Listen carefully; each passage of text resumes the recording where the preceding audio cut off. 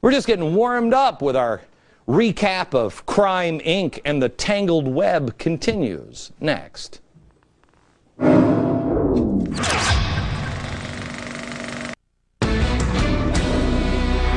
right. For the last couple of weeks, I've been telling you about Crime Inc., and I'm telling you, this is the biggest thing we've ever done.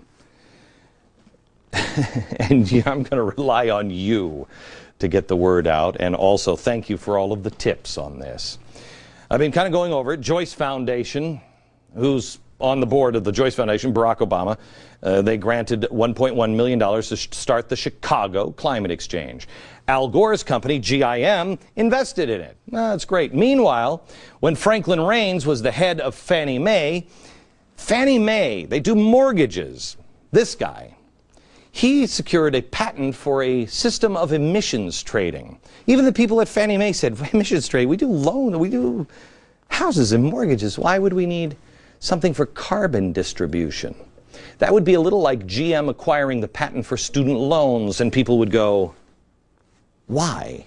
Except in this one, nobody's asking why. Raines left. He left in disgrace because he was cooking the books for bonus money. He walked away with $90 million.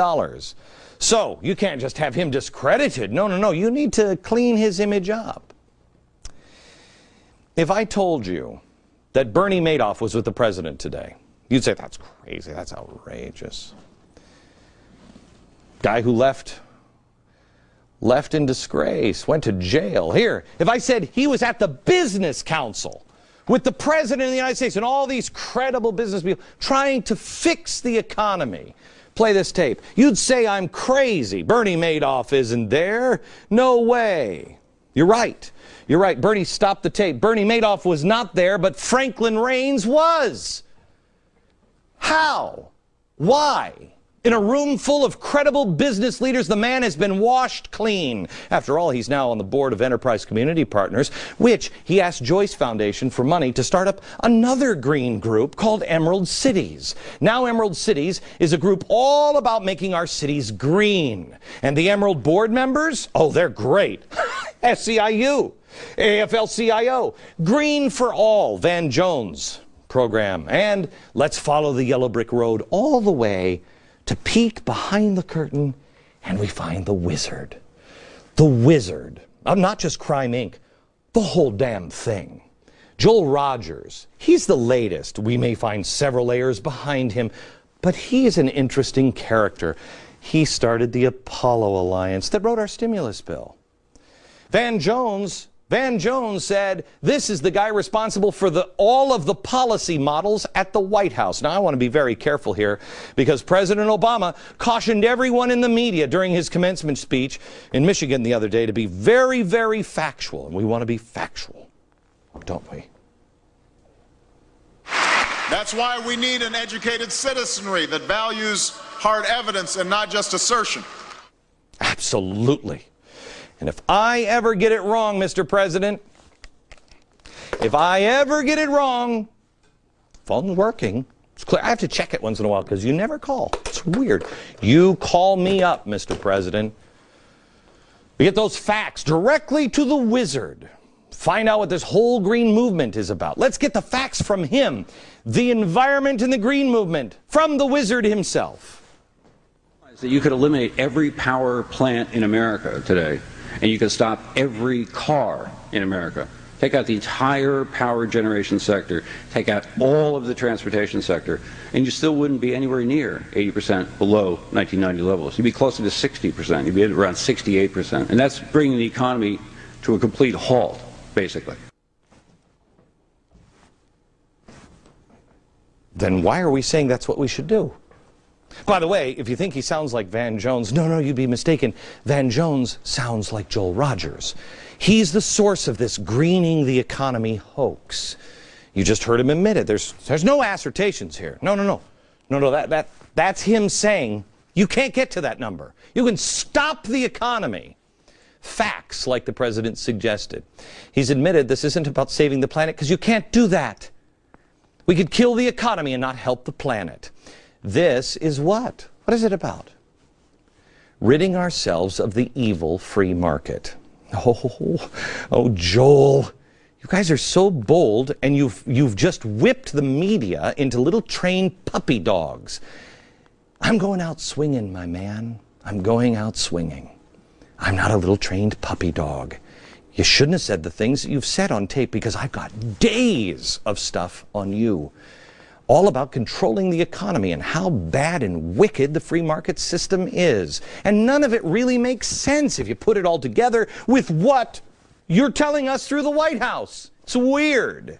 All of these progressives are joined together in an effort to transform America. Union thugs, professors, the wizard, former union thugs like Stern, anti-capitalists like the National People's Action Director George Gale. I mean, I'm gonna be at the Time 100 list thing tonight with Ron Bloom, the guy who agrees, of course, mainly with Mao, that power comes from the barrel of the gun and the capitalist system is nonsense. Yes, all of these people, and the President of the United States.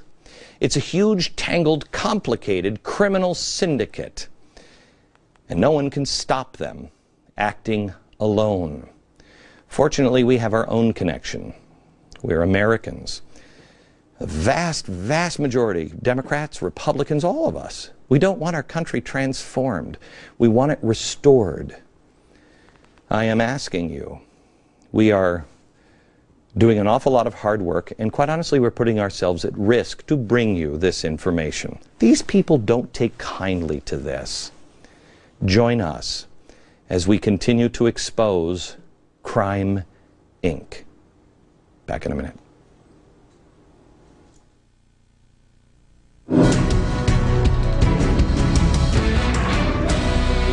have to tell you, I'm dreading tonight. I have to go put on a stupid bow tie and go over to the Time Warner Center tonight. I'm on the Time Magazine's list of the 100 people who most affect our world.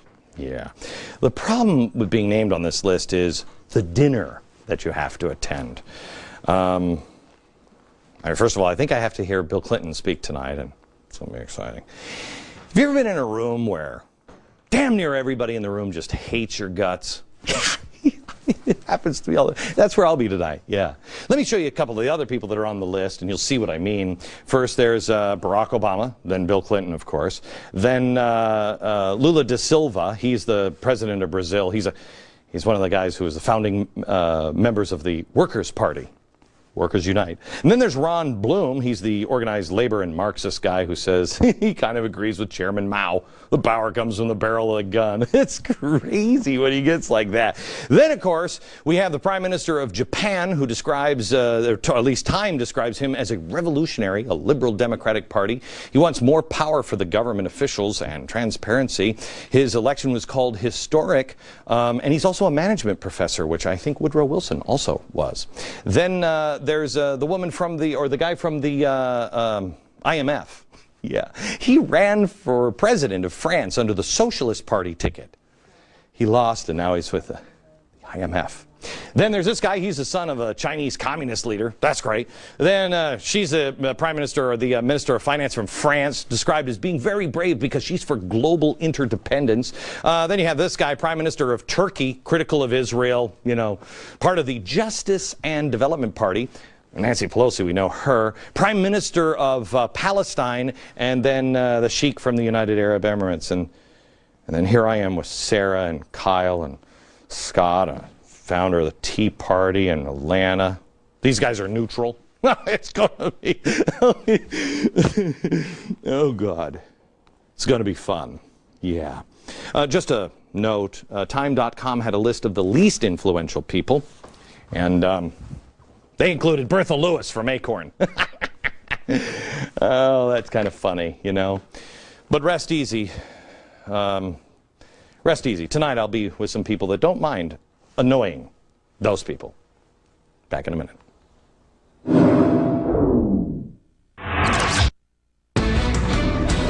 We've got a great week of shows for you.